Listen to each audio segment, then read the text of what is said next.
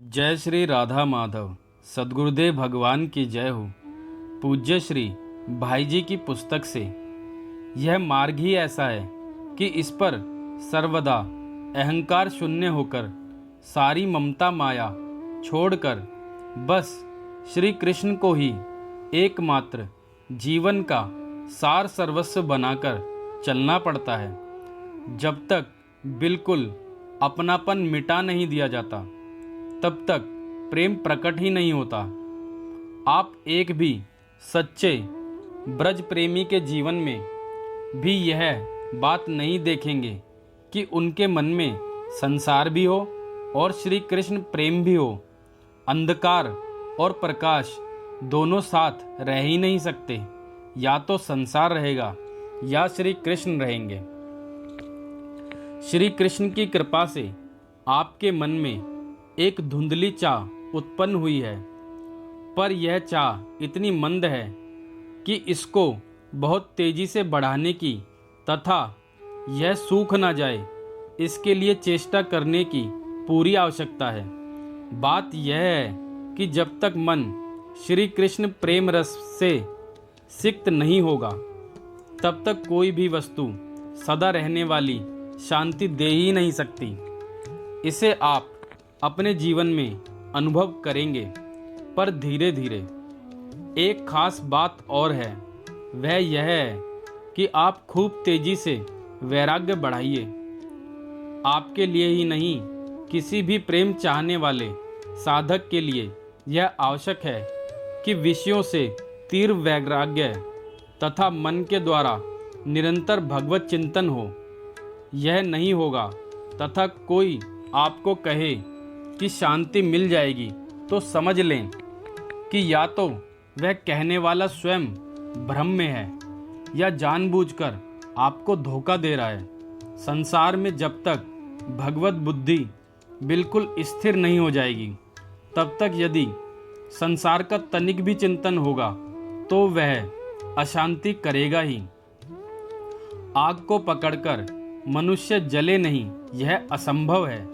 इसी तरह संसार को संसार के रूप में देखते रहने पर भी इसके चिंतन में से जलन बढ़ेगी ही। चाहे आप कहीं भी किसी भी देश में चले जाएं, आपको पता नहीं है, शायद वृंदावन में रहने वाले भी कई व्यक्ति बहुत अशांत रहते हैं जिन्हें वे आंखें प्राप्त नहीं हैं। वे वृंदावन में भी जाकर राग द्वेष से बचे नहीं रह सकते। वहाँ भी उन्हें क्षणिक शांति नहीं मिलेगी। वृंदावन की चिदानंदमयता का अनुभव उन्हें नहीं होगा। धाम के वस्तु गुण से अंत में उनका कल्याण हो जाए, यह बात दूसरी है। रास देखकर भगवत भाव हो तो वह वस्तुतः भगवत प्राप्ति की परमोच्च साधना होती है। पर आप नाराज ना हो, आपका मन भगवान की ओर नहीं लगता, वह लगता है वहाँ की सजावट पर। जिस मन में कूड़ा विषय है वह गंदा मन रास के भगवत स्वरूपों में ज़्यादा दिन टिकेगा ही नहीं। रही वृंदावन की बात, सो वृंदावन असल में जड़ वस्तु नहीं है कि वहाँ एक देश में सीमित है। वह भगवान का स्वरूप तत्व है, सर्वव्यापक है। श्री राधा रानी श्री कृष्ण की कृपा से जिनकी वह दृष्टि हो जाती है उन्हें अणु अणु में श्री धाम के दर्शन हो सकते हैं, होते हैं। भूलोक में आप जिस वृंदावन का दर्शन करते हैं वह सर्वदा निसंदेह सच्चिदानंद विभू तत्व है। पर वहाँ भी जिन्हें उस स्वरूप का अनुभव या उस पर श्रद्धा नहीं है, उन्हें वहाँ रहकर भी शांति नहीं है।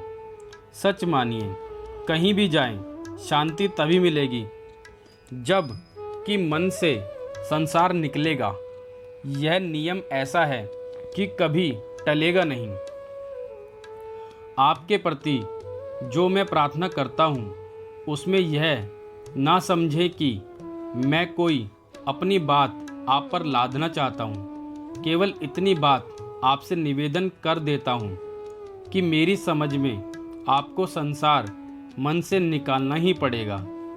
यह ना करके चाहोगे कि अशांति मिट जाए तो नहीं मिटेगी। अशांति तो संसार की सत्ता मिटने से ही मिटेगी। आपके लिए यह एक बात जच रही है कि आप पूरे निश्चय के साथ 24 घंटे लीला का श्रवण, चिंतन, मनन जब जैसा संभव हो करते रहें। युक्ति में आपको बतला रहा हूँ, कुछ दिन करोगे तो मेरा विश्वास है कि उन्नति होगी ही। करने पर 24 घंटे यह अनुभव सा होने लगेगा, मेरे ऊपर नीचे, पूर्व पश्चिम, उत्तर दक्षिण वृंदावन है। मैं वृंदावन हूँ। मेरा शरीर वृंदावन के सच्चिदानंद में आकाश में चल रहा है। श्वास लीजिएगा, उस समय अनुभव होगा कि श्वास के साथ पावन वृंदावन की वायु मेरे हृदय में प्रवेश कर रही है। फिर इतनी निश्चिंतता आएगी कि शरीर रहे या जाए, मैं तो वृंदावन में ही हूँ। साथ ही लीला का चिंतन जितनी देर कीजिएगा वह और भी आनंद बढ़ाएगी। पर यह सब करने से होगा। भगवान श्री कृष्ण स्वयं आपके अंतकरण में ही बैठे हैं। जब उनसे आपको शांति नहीं मिली तब मुझे जैसे मलिन मन वाले प्राणी की बात से कैसी शांति मिलेगी। शांति तो तभी मिलेगी जबकि या तो संसार के प्रत्येक अंतकरण में आप श्री कृष्ण को देखें, पुत्र, स्त्री, माँ, ये सब के सब बिल्कुल उनके ही रूप में दिखने लग जाएं, या इन सब को भूलकर पावन वृंदावन में मन इतना रम जाए कि बस यह है कि नहीं इसकी स्मृति भी मन में ना रहे। जय श्री राधा माधव।